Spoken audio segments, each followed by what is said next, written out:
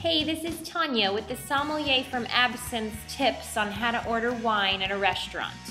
So if you go in and you look at the Absinthe list, I'm sure people have told you it can feel overwhelming.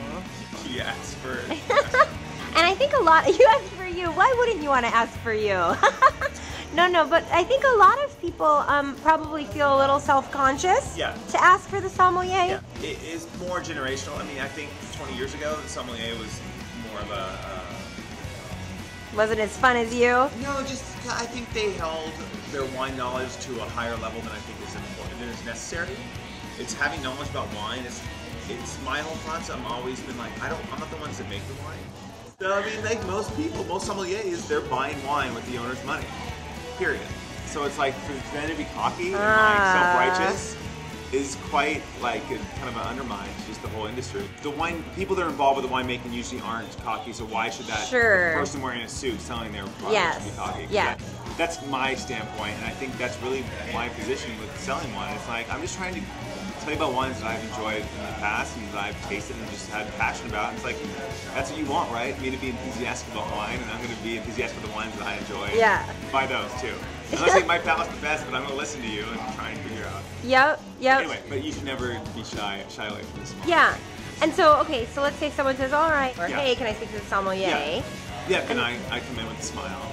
Yeah, big smile, and then what should they say? So first, you always want to give the most information, as much information as possible to the sommelier. If you're actually looking to call over the wine steward, wine professional, you want to make sure you give them information, because that's how they kind of gauge what you like. If you tell them the wine you had last night, I don't care how big or small the production is, I don't care if you had it, bought it from the corner liquor store, just tell them what the varietals, where you got it from. You don't even know the producer's name, or anything, any information, vintage, or what it tasted like to you, dry, bitter, anything. That's going to help the sommelier gauge what you like, and that's the only way they can find out what types of wines you like.